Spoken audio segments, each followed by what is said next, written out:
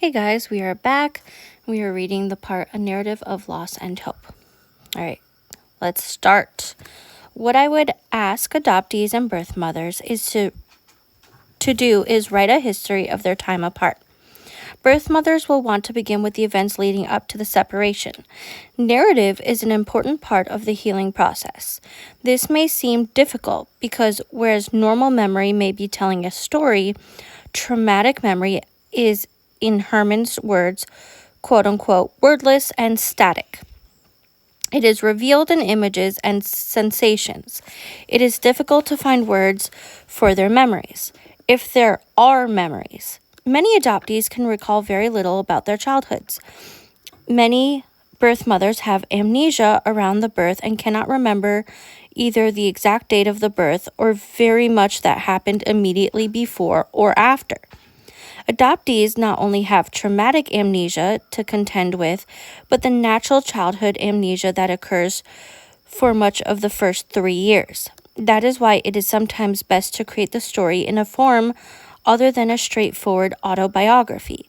It is all right to call on others to help fill in the parts of one's life that may seem hazy. Okay, so what Nancy Newton Verrier is saying is kind of like write a memoir, even if it's just for yourself. If you have to interview people that were around your life at the time, whether it's your parents, your grandparents, your friends, other family members, partner, that's totally okay. Because when you go through something so traumatic, right, you can black out. And this isn't just for adoption trauma. This could be for any type of trauma, right? We call it the blackout memory. You kind of forget that it happens. And we could skip bits and pieces of it, right? And that's completely understanding. For me as an adoptee, I have bits and pieces of memory, but what really helps me in this moment, looking back, is my parents, my adoptive parents, have books and books and books of pictures throughout my childhood. And so I can look back and I can know, like, hey, I was in kindergarten or first grade in this picture, and this was a class party. That's probably one of my favorite photos of my dad and I. I was, 3 in this picture and we went to Disneyland. Or, I'm trying to think of what else. Here's a picture of us in Connecticut for whatever reason. I'm just going off random things, right? So, and I'm talking like really, really young. You're not always going to remember, and that's okay. Photos definitely help. I'm not saying to put your photos online. Parents, please, understand if the child wants to do that when they are of age. That's one thing. But just consider all of that. Privacy is really important. But you can have an album at home or a scrapbook, write down the memories, have a notebook talking about like, we went here at this time, and that may help for your adoptee. And for birth parents, you can kind of do the same thing, especially if you're in the beginning of your journey or, you're about to enter the journey, is just start journaling, right? Start writing down your thoughts, writing down your memories, writing down what you did, because you can look back on it, or you can send it to your child, your adoptee, when you're in reunion. If you're in reunion, that's a whole big thing. And you could say like, hey, it was Christmas and I had the feeling of loss, not being able to celebrate with you, or, oh, it was your first birthday and all I could do was think about you and things like that. I'm not a birth mom, so I'm just throwing these ideas out there, but I know as an adoptee, for me at least, and I've kind of talked about this, while most struggle with their not only birthday but around holiday season, is I get really excited for holidays, especially Christmas, because I have homemade ornaments from my birth mom, right? And while I do think about her, putting those on my tree is my way of honoring her and thinking about her every single, year. My other ornaments are, traveling and fun events that we've gone to, and I get little ornaments and, we talk about it. It's like a walk down memory lane, and I love it every single year.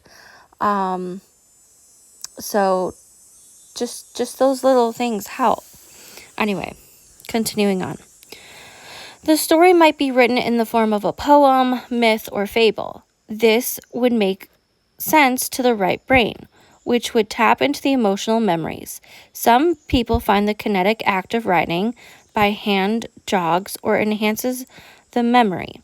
Pictures such as collage or photographs or a series of paintings might accompany the text. The story should include good times as well as sad times. It should include feelings as well as events. It should be as honest as possible. It should include, as possible. In other words, an adoptee should not write a story that leaves out the positive aspects of their story with their adoptive parents just to make their birth mother feel better. Believe me, she won't feel better. She doesn't want her child or to have a life devoid of fun or happy times. On the other hand, neither should the adoptee leave out the sadness and loneliness they may have felt in order to assuage their mother's guilt. Everything should be included.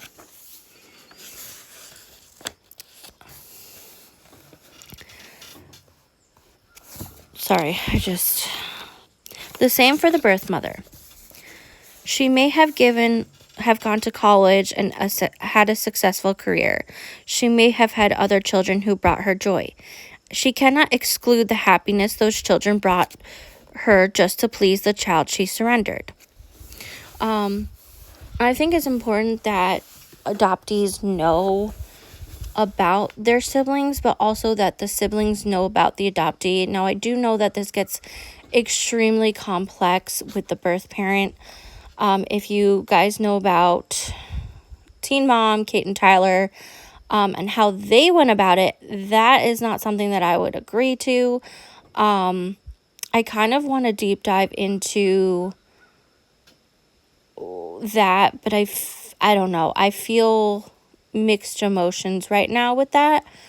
So we'll see in the future, but there are definitely ways to go about it that are healthier than other ways, right? And we talk about healthy coping mechanisms, healthy, understanding your emotions and reactions and how we can do better. Okay, continuing on. Some adoptees have trouble thinking of anything positive to say about their childhoods. The underlying sadness keeps them from labeling even good times as happy times. Martin Seligman tells us, quote, "There are 3 ways you can lastingly feel more happiness about your past. The first is the intellectual, letting go of an ideology that your past determines your future. The second and third are emotional, and both involve voluntarily changing your memories. Increasing your gratitude about the good things in your past intensifies positive memories, and learning how to forgive past wrongs diffuses the bitterness that makes satisfaction impossible." And that was from Authentic Happiness, written in 2002. You may say, end quote, wait, didn't you tell us in your first book that there have been, let's start that paragraph over. You may say, quote, but wait, didn't you tell us in your first book that we have a right to our feelings of anger, sadness, and fear? Didn't you say that we don't have to be grateful? Why are you changing your tune? End quote. Yes, you certainly do have a right to those feelings, which were unacknowledged and unvalidated. And you need to know that those feelings were normal and shared by others with your experience. However, I didn't mean for you to be prisoner of these feelings and chew on them forever like a sacred cud. You certainly don't have to feel grateful for being adopted, but there are probably things that happen in your adoptive life for which you may feel grateful. Just don't forget these, is what I am saying.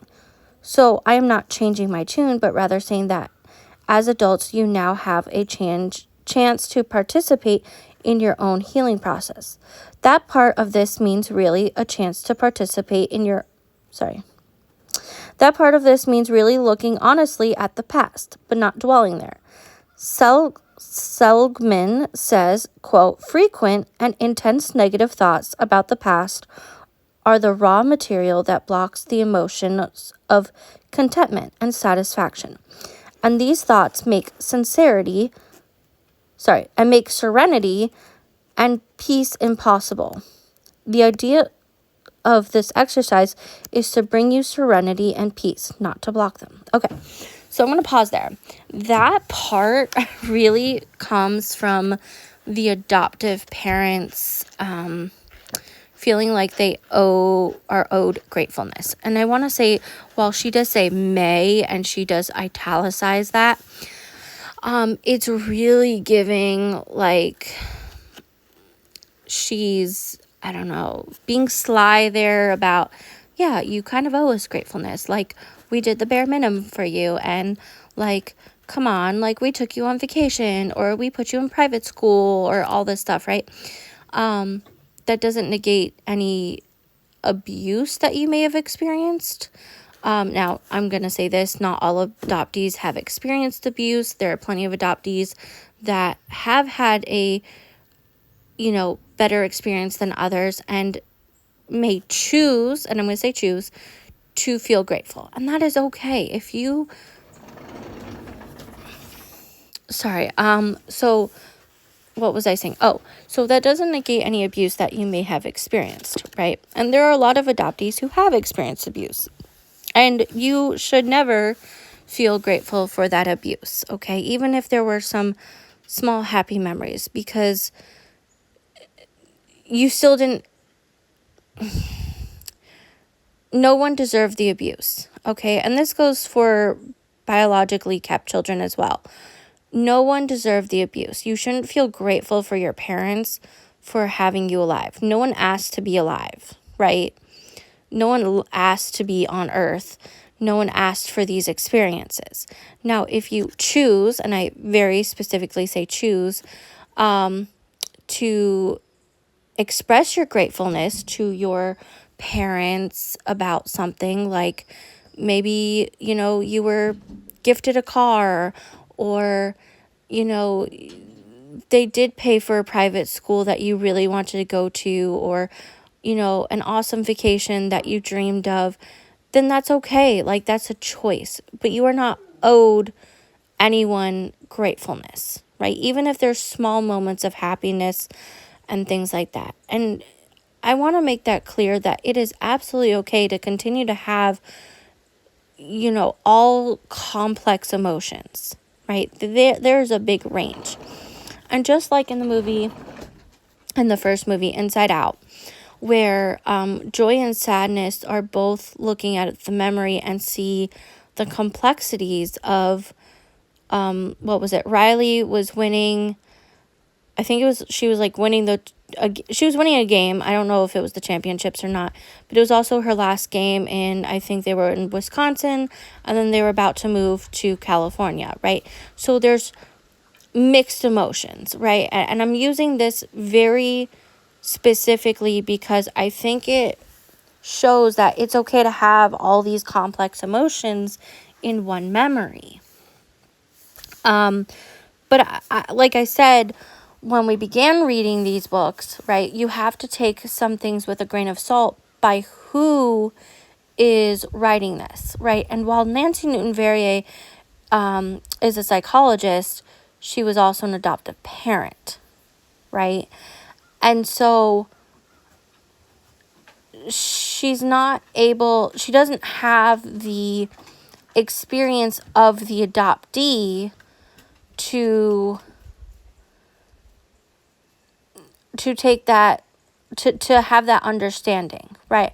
And like I was saying before in this little clip, is that not every adoptee has the same experience either, right? We can understand our privilege as those that had a better experience, right?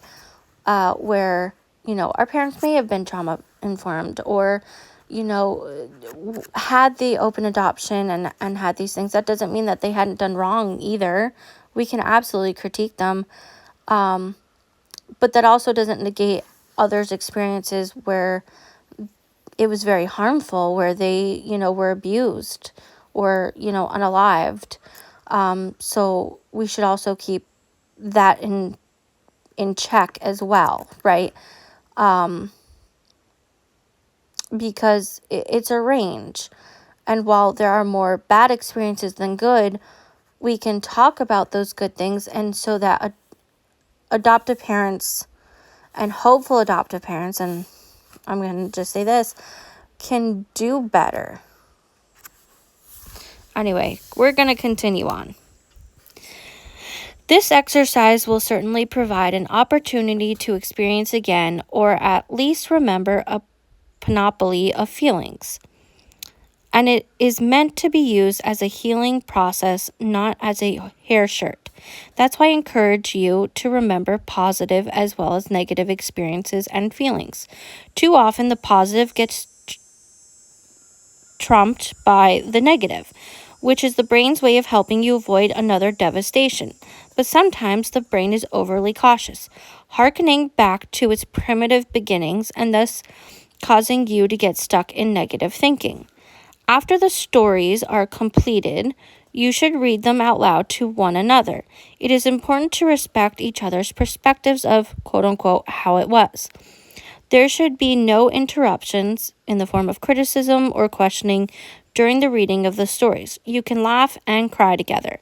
You can realize that for whatever reason, you were not able to spend the first years of the adoptee's life together. You can grieve for those lost years. Then it is important to find meaning in this part of your lives. Tell how the event of relinquishment or surrender changed your lives, for better and for worse. Look realistically at the issues of guilt and blame. Look realistically at past, present, and present relationships. Forgive others for having hurt you and yourself for having hurt others. It is very important, for instance, for the birth mother to forgive her parents if she wants her child to forgive her. It is very important as well for the adoptee to take a mature look at their mother's options at the time of relinquishment and to walk in her shoes. Remember, this exercise is not for adoptees who are still regressed, but if you have been regressed for more than a year, it is time to move on. Look realistically at your own and others' pains. Have compassion for one another, how the experience of separation and adoption helped form your values. Are there any values you want to change as a result of the exercise? Review your values and principles and vow to live up to them as you understand them today. Okay, so I'm going to pause here. So that whole part is only if you and your birth mother are in reunion, right? And that is a big if. Now, that's not to say that reunions can't happen. That's not to say you can't do this, and read it out loud in the future, right? And that's to the birth parent as well. But reunions aren't butterflies and rainbows the way that people think of adoption, right? There are reunions that very much are, right? Like, it's like it never happened, right? Like, you just continue on with life and, like, that's your mom and things like that. And that's great. But then there's times where it gets very complex, where it's good for a while and then it stops, right? Or there's manipulation and there's conflict and people's emotions get in the way, and there's times where either the birth mother and or the adoptee don't want to be in reunion, right? They may just want specific information and move on with their life, right? Or not look at all, not want contact. And it's a very big range. So when Nancy Newton Verrier is talking about this, we have to come at this from all sides, right? A lot of birth moms are still stuck in the mindset of when they relinquish the child, right? And I think it's important to remember that with their emotions, that even though time has moved on, their brain is stuck, like if they relinquished at 16, their brain is still kind of stuck there. They weren't able to fully mature in the full way because that trauma. And so when there's something that's happening that they can't control their emotions or something like that, that's when their brain goes back to, right, how they were at that age. And I think it's hard to think about for a lot of adoptees because a lot of birth parents were so young and weren't able to be fully mature and have like other life experiences and be fully understanding when entering the adoption agreement, right? And then on the flip side, we have adoptees who very much feel like our voices aren't heard, right? Where we get shut down. Like, a lot of adoptees feel like birth parents did have that choice. They were still older than we were, right?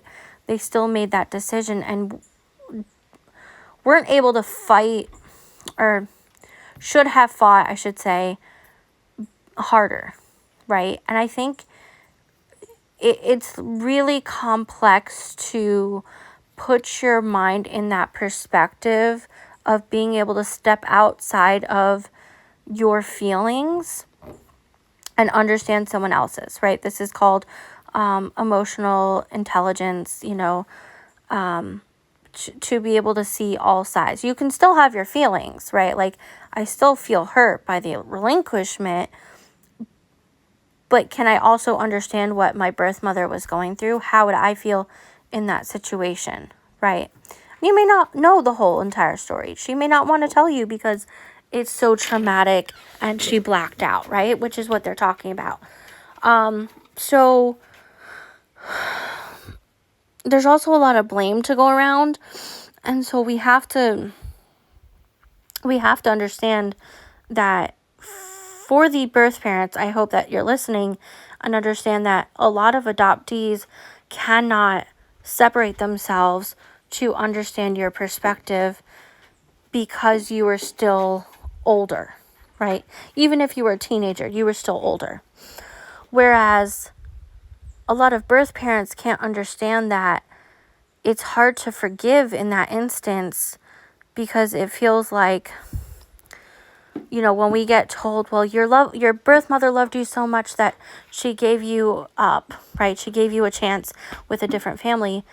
It's equating love to abandonment, right? Even though that's not what it should be, that's what we get out of it. And so there's that abandonment issue, right? That is not healed for a lot of us and that we have to work through it. So I just want everyone to keep that in mind when listening to this. Anyway, I hope you all have a fantastic day and I'll see you guys tomorrow.